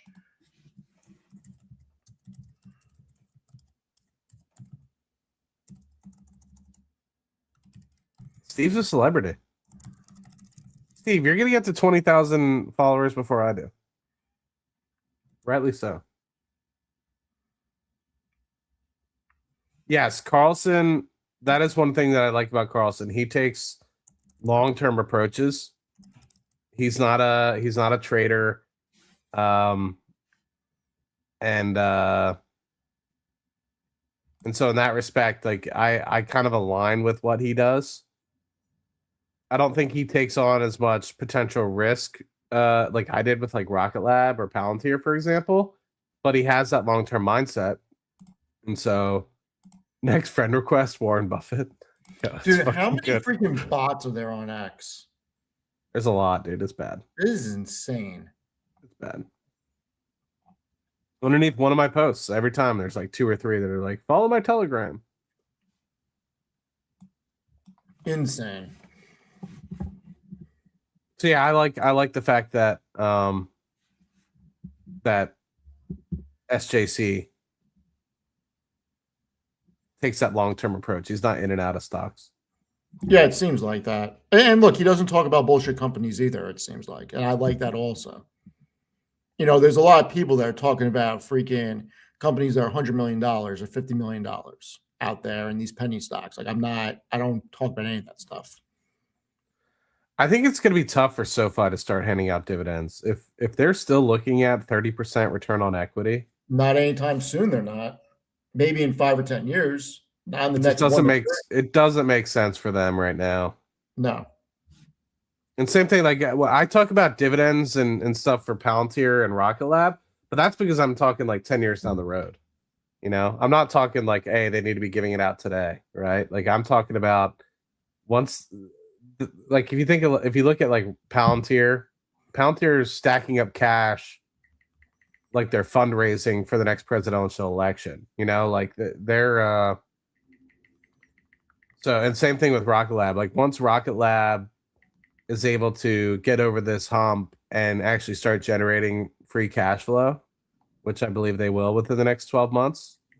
They're so capital light and efficient with capital that it's going to be very difficult for them to spend however much money they're going to be eventually generating. And any money that they do, I hope they invest in satellites and putting things up into space. Oh, I got a bone to pick with you, sir. Okay. I got a bone to pick. So you're the leader of the Rocket Lab Army. All right. Okay. So before let me rephrase this. I may have a bone to pick with you. Okay. Do you or do you not own more Rocket Lab merch than Irwin?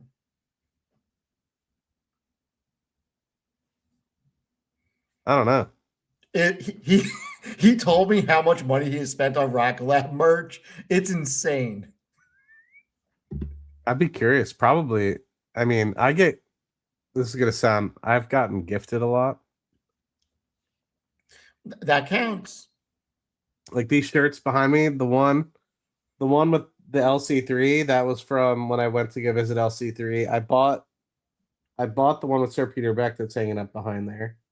But then the patch that's in there was from LC3 when I went to go visit in August. The Electron that's on the top of the fridge, that I bought. That wasn't cheap. The Rocket Lab over my right shoulder, the Rocket Lab shareholder, that was gifted. I bought this book. This is gifted. Let's see what other Rocket Lab stuff. I bought the Alex Carp stuff. The shirts that are hanging behind there.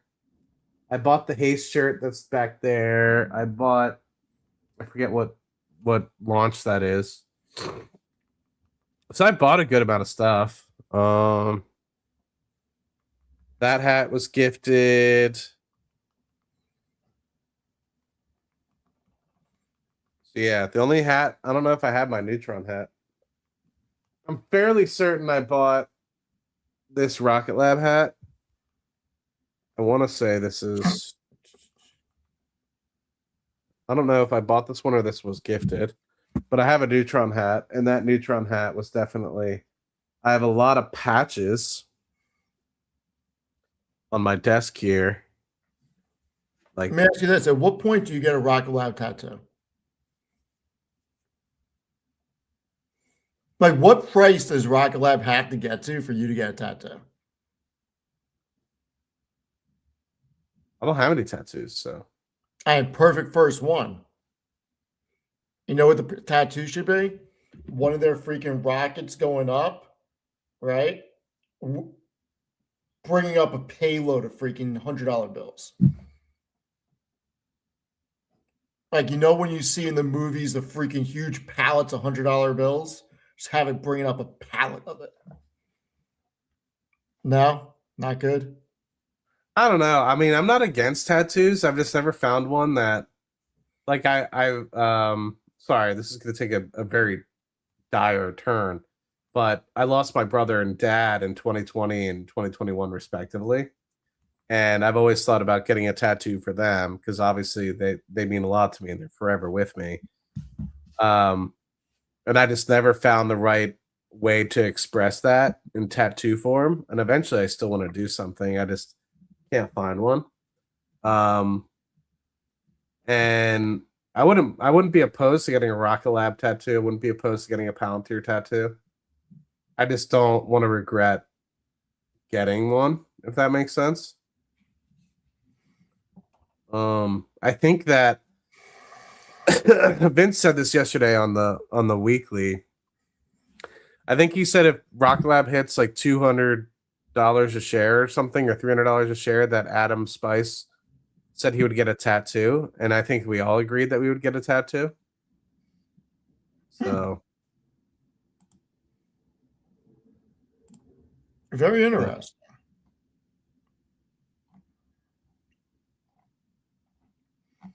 Very interesting, Matt. what about you, Steve? What are you gonna get a tattoo? When are you getting an NVIDIA tattoo? Isn't that your largest position? NVIDIA, I think, has crossed over to from an individual stock. Yeah, individual. It's either that or Meta is the largest position. I'm not sure which one yet. Steve, can I tell you? Yes. If I bought, if I just, I wouldn't be here right now. No, I'm just kidding. If I had chosen, when that whole, what was it, October 2022? When did everything go below 100? Like it was Google was below 100, Amazon was shitting the bed. Yeah, it was Meta was 2022. shitting. Yeah. I think it was October 2022.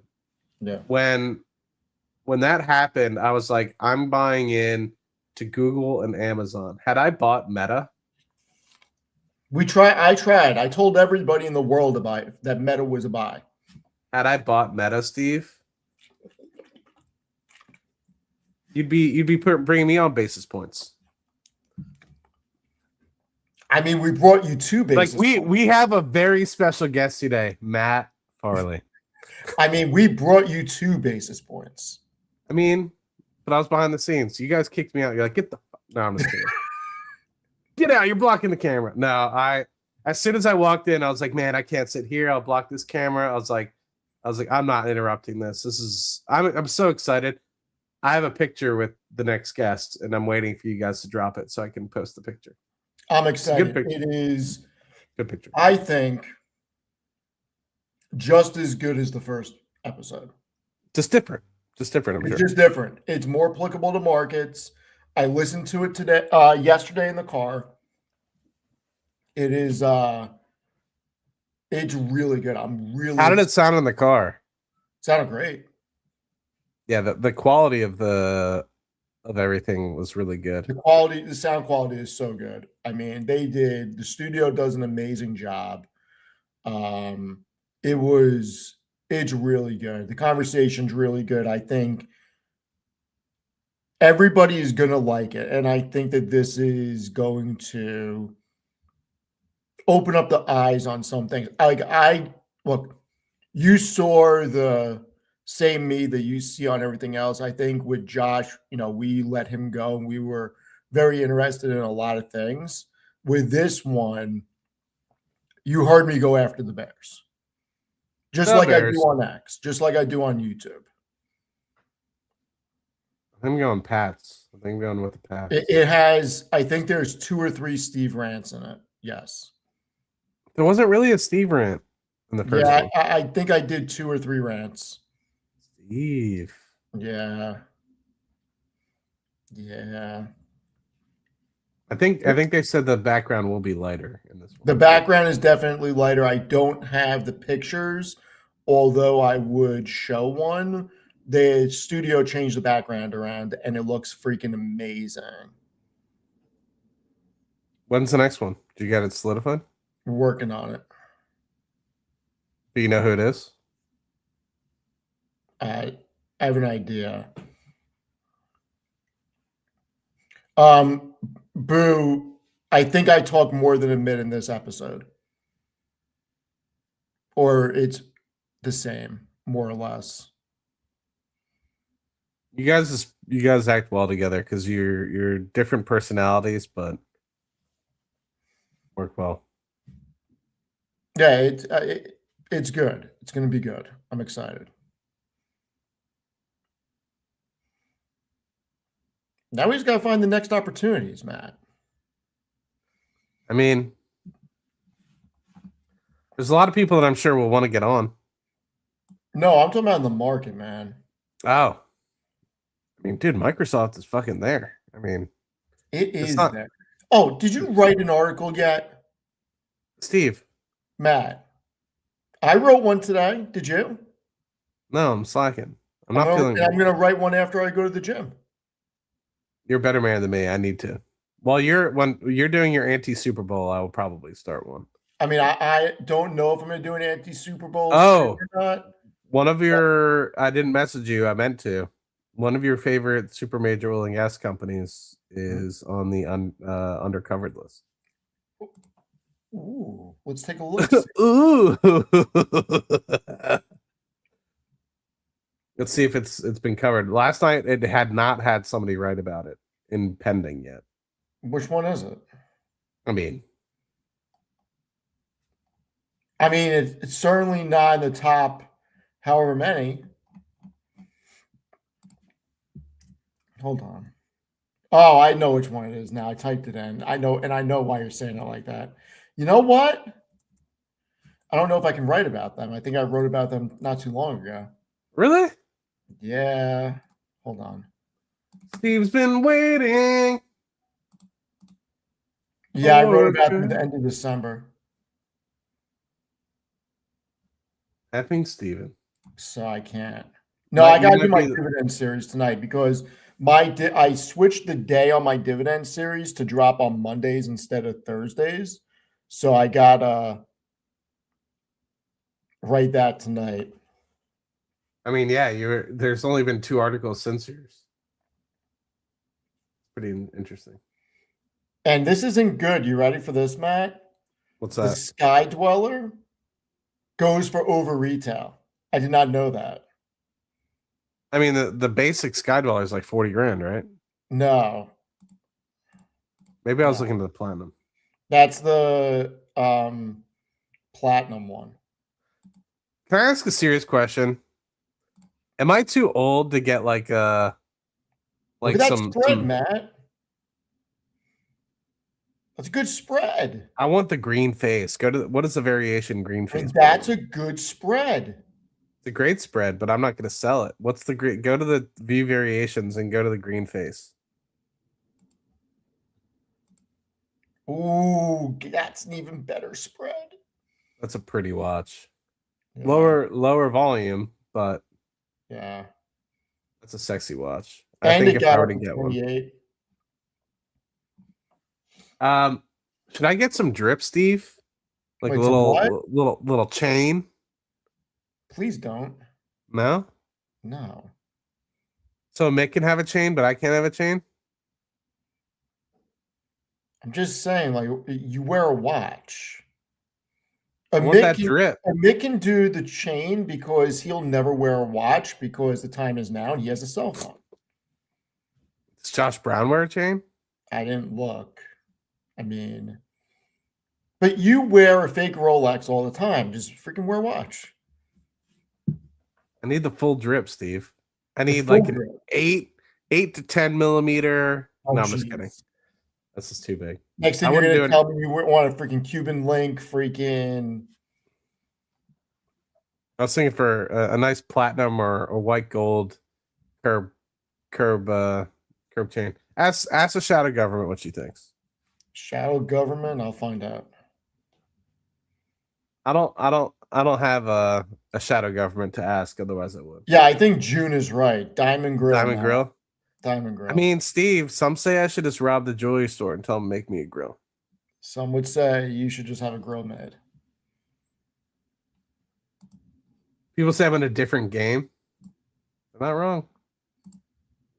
Why do I want to look rich? I don't want a fancy, I don't want like a diamond chain or anything. Like, I'm not trying to be a rapper. I want some drip. I don't have any drip. And I don't look rich. Let's see. What about this one? Is this one paying, Steve? What? Is Shell paying? Huh? Is Shell paying for undercovered? I have no idea. Let me see. Oh, 2 views today. $1.68 for this month. Listen, you need to get her done. All right. Steve, guess when the last article I wrote was? Guess. A year ago? March 21st. Okay. Only had 3,500 page views. No bueno.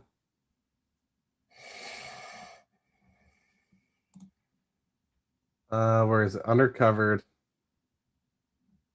Let's see. Oh, Steve, you can do that one too. Which one? Oh. Nah, I've never written about them. Why not? I think we should. Well, let's go to 4:30 and then end it. Sounds good. All right, let's just take a bunch of questions. Yeah, let's do questions. All right, just start firing off questions, everybody. We're going to go for 13 minutes. Then I'm going to hit the gym. Then everybody's got Super Bowl. I need to write another article. Best drip for men is correct fitting clothes. Yeah, everybody should go to a tailor. Any thoughts on VG? Yes, I have lots of thoughts on them. Hold until 2035. I have no idea when to freaking buy anything. I just know that I'm buying Microsoft. Fucking love it, dude. It's such a good opportunity. Oh, Black Mamba throwing down a challenge. Buy if Patek. Rolex is for kids. Steve, do you agree? I mean, if I had your money, I'd buy a Patek. Steve, you have more money than me. Who killed Kennedy? I don't know who killed Kennedy.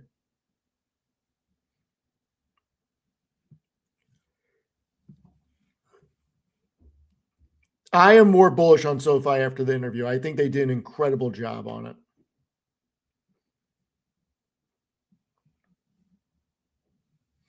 Yeah, I like Bristol Myers. BMY, baby.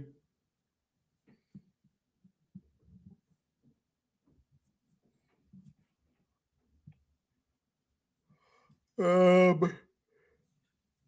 have not looked at software ETFs yet. Can I sleep well if I bought Microsoft at 409? I think so. I think Microsoft's a good value. If you're looking 10 years out, I think so. Ooh, best bagel shop in NYC. I got two for you. All right. A Bagel on third and I don't think it's in the 50s. I think it's on like 48th, maybe something like that. Or 47th. It is incredible. And then there's another one. I mean, there's a ton of good bagel shops, but Chelsea Bagel on 2nd and 43rd is really good too. Breitlings don't hold their value. Sorry to say. I don't think I've seen a Breitling hold its value. No. Steve, serious question. What golf course is that hat from? Don't worry about it. Okay.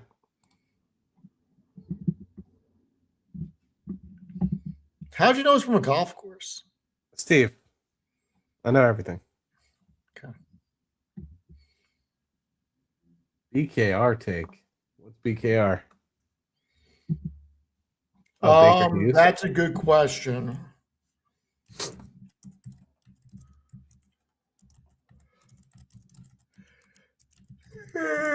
I think Bitcoin will remain depressed for the next 12 to 18 months. It might spike up to 80, 85 again, but I think for the next 12 to 18 months, it's going to be stuck. I'm actually surprised it's back in the 70s, but it makes me think that there might be another down trend coming.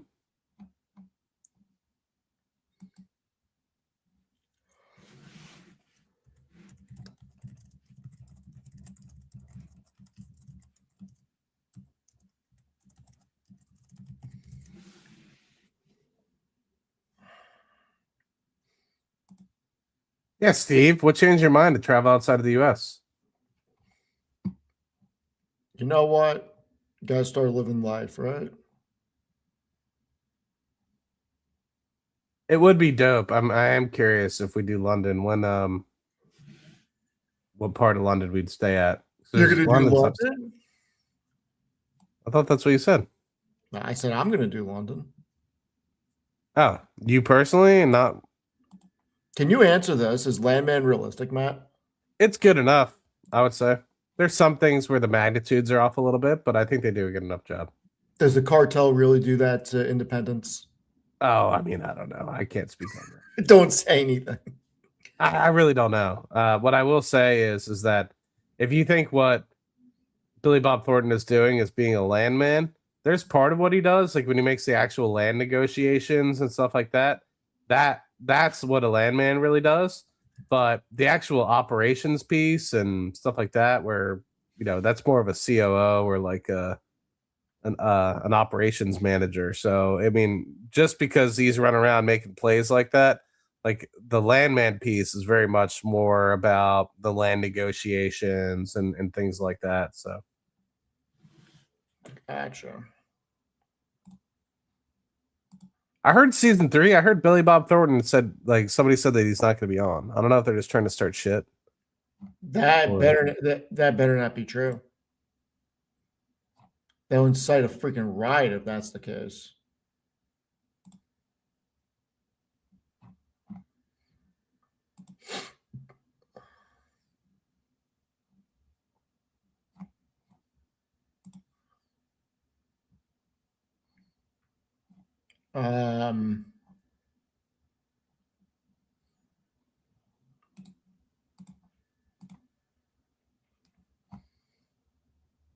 Traders. What's traders? Yeah, Steve, give us another coin unboxing. Dude, I don't freaking fine. This one. I gotta do this like on a dedicated freaking stream, man. And I do need to do it so I can get these out of here.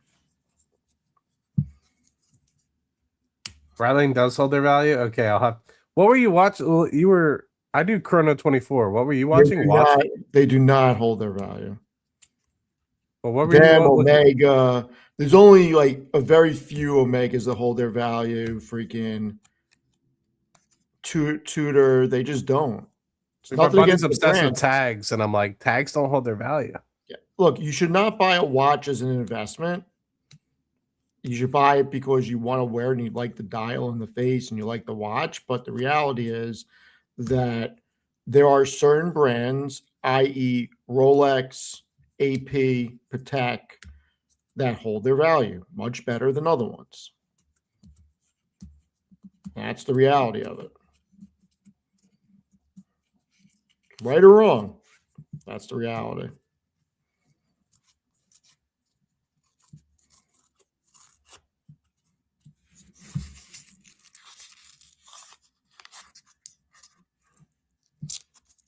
Ah, shit.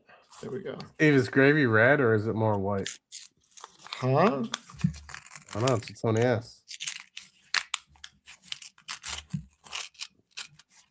Paddock is a different level. If you guys haven't heard me say before, so I was living in Trinidad and Tobago, and I bought this fake Rolex when I started work in 2013.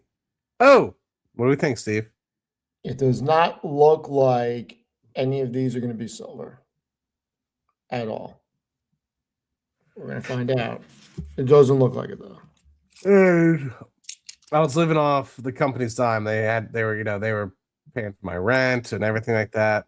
So I didn't have many expenses. Like my expenses were flying back home if I ever needed to, or travel for vacations, etc.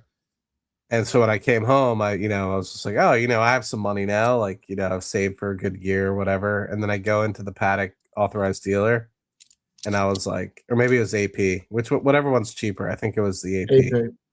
And I was like, yeah, I don't have nearly enough. No silver in this one. No silver, guys. I will set up the second camera and I will do this sooner than later so I can get all this out of my office. I was working when I was living in Trinidad. You How did I get into the oil? What's that? You working? When I was living in Trinidad? You don't work? You're right. I don't work. I don't do anything. How did I get into the oil job? Actually, very funny story. I didn't have any family or anything that was in oil.